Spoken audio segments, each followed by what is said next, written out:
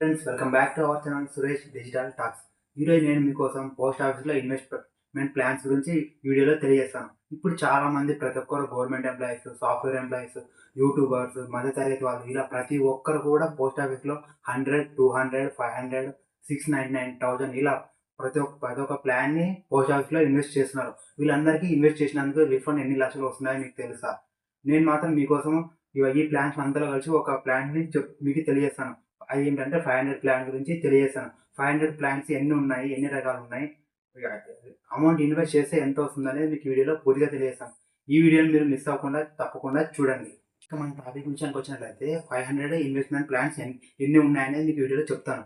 500 investment plans అయితే చాలా ఉన్నాయి. అవి first one RD, second one PPF, third one NSC, ఇలా 3 ప్లాన్స్ కూడా 500 ఇన్వెస్ట్మెంట్ ప్లాన్స్ అయితే ఉన్నాయి. ఫస్ట్ వన్ ఆర్‌డి అంటే రికరింగ్ డిపాజిట్. ఈ రికరింగ్ డిపాజిట్ అంటే 5 to 10 ఇయర్స్ ప్లాన్ అయితే ఉంటుంది. 5 సంవత్సరాల వరకు గడువు తేదీ ఉంటుంది. మీరు ఒకవేళ రికరింగ్ డిపాజిట్‌లో ఇన్వెస్ట్మెంట్ ప్లాన్ చేయాలంటే 100 నుంచి మొదలు పెట్టొచ్చు.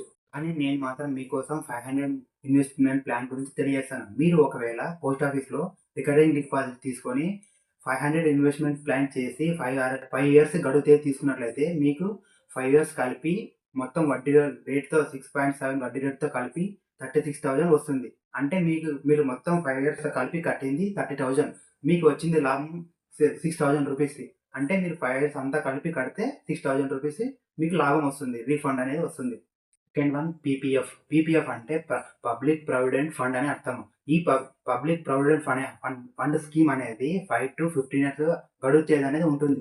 మీరు ఒకవేళ ఈ పీపీఎఫ్ స్కీమ్‌ని తీసుకొని 500 ఇన్వెస్ట్మెంట్ ప్లాన్ తీసుకొని 5 ఇయర్స్ గడువు తేదీ తీసుకున్నట్లయితే మీకు 5 ఇయర్స్ అంతా కలిపి అమౌంట్ 35,824 రూపీస్ అనేది వస్తుంది.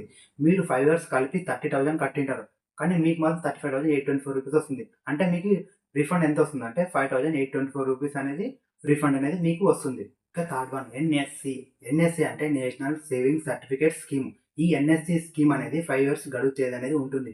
మీరు ఒకవేళ ఎన్ఎస్సిలో 500 ఇన్వెస్ట్మెంట్ ప్లాన్ చేసినట్లయితే మీకు 5 ఇయర్స్ అంతా కలిపి కూడా 43,467 రూపీస్ అనేది వస్తుంది. మీరు 5 ఇయర్స్ అంతా కలిపి చేసి అమౌంట్ అనేది ఇన్వెస్ట్ చేస్తే 30,000 అనేది ఇన్వెస్ట్ చేసినట్లు అవుతుంది. కానీ అంటే మీకు 2025 ప్రకారం 7.7 వడ్డీ రేట్‌తో కలిపి 43,467 రూపీస్ అనేది వస్తుంది. మీరు ఇన్వెస్ట్ చేసింది మాత్రం 5 ఇయర్స్ కలిపి 30,000 రూపీస్.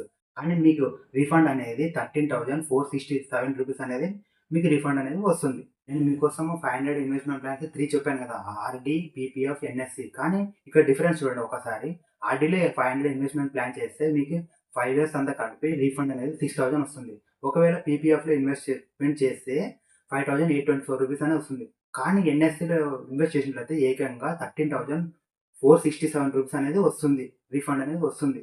చూడండి ఫ్రెండ్స్, మనం ఎక్కడెక్కడో షాపింగ్ వెళ్ళినప్పుడు, మార్కెట్ వెళ్ళినప్పుడు, ఈవినింగ్ టీ తాగి వెళ్ళినప్పుడు ఏదో ఒక ఎక్కడో ఒక్కన డబ్బులు అనేది ఖర్చు చేస్తూనే ఉంటాం. కానీ ఒక్కసారి మీరు నెలలో ఒక్కసారి 500 అనేది ఇన్వెస్ట్మెంట్ ప్లాన్ చేస్తే 5 ఇయర్స్ తర్వాత మీకే లాభం వస్తుంది. అప్పుడు మీకు ఏదో ఒకటి ఖర్చు అనేది వస్తుంది. పెళ్ళికో ఏదో ఒకటి డబ్బులు అనేది అవసరమైతే ఖచ్చితంగా ఉంటుంది.